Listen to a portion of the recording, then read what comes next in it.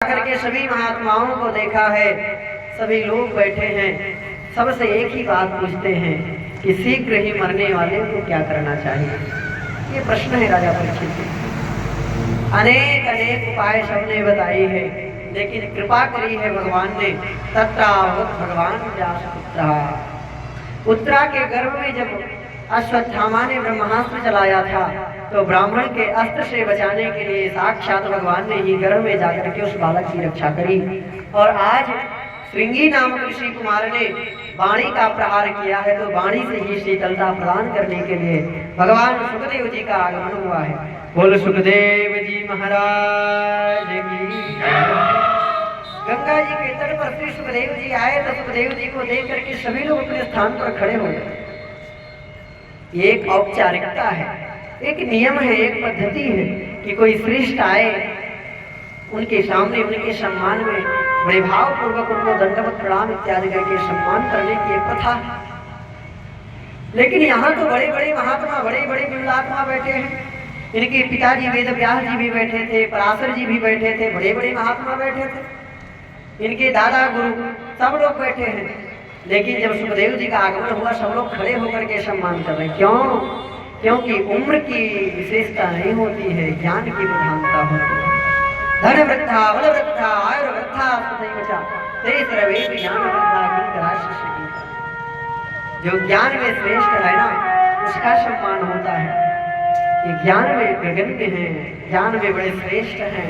जैसे आए हैं, राजा परीक्षित ने पूजन किया, अर्घ दिया, मधुपर्क दिया, पूजन किया है, अर्चन किया है, आसन दिया है, प्रणाम कर रहे हैं। किसी ने धीरे से कहा ज्यादा पूजन पाठ में मत फंसो, क्योंकि ये ज्यादा देर यहाँ रुकने वाले नहीं है। जितनी देर देसी गैया का दूध निकालने में लगता है, दूध दोहन करने में घड़ी देकर के 3 मिनट लगते हैं। जिनको गैया मैया का दोहन करने में कुल मिला के 3 मिनट लगते हैं, जिनको गैया मैया का दोहन करने आता है। जितनी देर गैया का दूध निकालने में लगता है, उतनी देर ही श्री सुखदेव जी का यहाँ ठहराव होगा, क्योंकि एक जगह पर उतनी देर ही रुकते हैं। इसीलिए आप विलंब न करें, आप इनसे शीघ्रता पूर्वक अपने प्रश्न को पूछें। एक लाइन में प्रश्न किया है गुरुदेव, कर्तव्यम, शीघ्र ही मरने वाले को क्या करना चाहिए। इस प्रश्न को सुनकर के बड़े आनंदित हुए हैं महाराज श्री सुखदेव जी। राजन, आपका प्रश्न बड़ा सुंदर है। प्रश्न क्या है? मरने वाले को क्या करना चाहिए, मरने वाले का क्या कर्तव्य है। राजन, तुम्हारा प्रश्न बड़ा श्रेष्ठ है। जैसे बाबा कहते हैं, धन्य धन्य गिरिराज कुमारी, तुम समान नहीं को उपकारी, पूछहु रघुपति कथा प्रसंगा, सकल लोक जग पावनी गंगा। ठीक उसी प्रकार श्री सुखदेव जी महाराज कहते हैं, राजन परियाने सते प्रश्न कृतो लोकहितं नृपः। हे राजन, आपके प्रश्न बलियान हैं, आपके प्रश्न श्रेष्ठ हैं। क्यों श्रेष्ठ हैं? क्योंकि आपने जो प्रश्न किया है ना, यह प्रश्न आपने केवल अपने लिए नहीं किया है, अपने संसार के लिए आपने यह प्रश्न किया है कि मरने वाले को क्या करना चाहिए। शीघ्र ही मृत्यु का भय जिसको है उसको करना क्या चाहिए, यही आपका प्रश्न है। राजन, सही बात तो ये है कि पहली बात अपने मन से ये निकाल देना चाहिए कि हमें मरना है, हमको मरना नहीं है।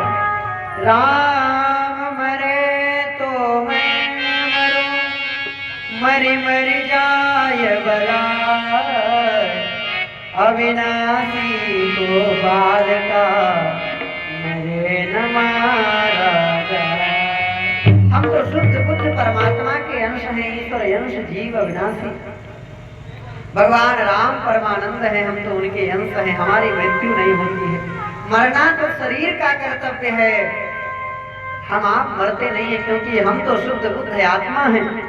परंतु जिसके मन में मृत्यु का भय है, उसको एक कार्य करना चाहिए। देखो, अभी तक जो समय, जिस समय पर आपका अधिकार था, वो समय बीत चुका, लेकिन जो समय शेष बचे हैं और ये ज्ञान हो गया कि मरना है, तो उसी समय से भगवान के शरण में चले जाना चाहिए।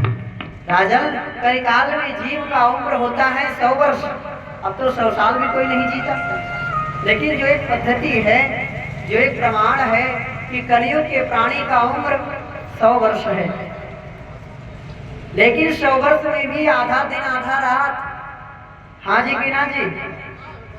आधा दिन आधी रात, मतलब 100 वर्ष में 50 वर्ष उसने सोने में बिताया, बचे केवल 50 वर्ष। उस 50 में भी 25 वर्ष के नीचे उसको बोध ही नहीं है कि हम हैं कौन, हमको करना क्या है। खेलने खाने पढ़ने लिखने में चला गया। अब बचे हैं केवल 25 वर्ष के बाद उसको पूरी चेतना आती है। केवल उसके सामने बचे हैं 25 वर्ष। उसी 25 वर्ष में उसको अर्थ भी कमाना है, पैसे भी कमाना है, परिवार मकान दुकान भी देखना है और भजन भी होना है। बोलो उतने में कुछ हो पाएगा? जो समय बीत गया उसका पश्चाताप मत करो, लेकिन जो समय हमारे सामने बचा है उसी में ज्ञान को प्राप्त करके भगवान को पहचानो। जो समय बचे हैं उस समय को सार्थक कर लो। कैसे सार्थक किया जाए? जितने श्वास हमें गिन करके मिले हैं और जितने बचे हैं उन एक एक श्वास में भगवान का चिंतन होता रहे। श्वास श्वास में श्याम रट, खाली श्वास न कोई, जो श्वासा भीतर गई बाहर हो ये न हो। श्वास श्वास में श्याम रट, खाली श्वास न कोई। एक एक श्वास अंदर जा रही है, पता नहीं बाहर आए कि ना आए। इसलिए हर श्वास में प्रभु आपका चिंतन होता रहे। हर श्वास में हो सुमिरन तेरा, यूं बीत जाए जीवन मेरा। भाव रखना चाहिए प्यारे, हर श्वास में आपकी याद आती रहे। भगवान के शरण में जाना है तो भगवान को पहचानना है। भगवान को हम जान कैसे पाएंगे? भगवान की कथा सुनना पड़ेगा। तो भगवान के शरणागति के बड़े सुंदर 4 उपाय बताए हैं। राजन, जितासनो, जितश्वासो, जितसंगो, जितेन्द्रियः। ये 4 लक्षण बड़े सुंदर बताए हैं श्री सुखदेव जी ने। राजन, पहला कर्तव्य क्या है? जितासनो, आसन को जीतो। आसन का बड़ा महत्व है प्यारे। हम आपको भी अपने घर में, अपने कमरे में कहीं एक जगह एकांत में आसन लगा करके 1-आध घंटा बैठने का प्रयास करना चाहिए। आसन को जीतना चाहिए। जित श्वासो, श्वास को जीतो।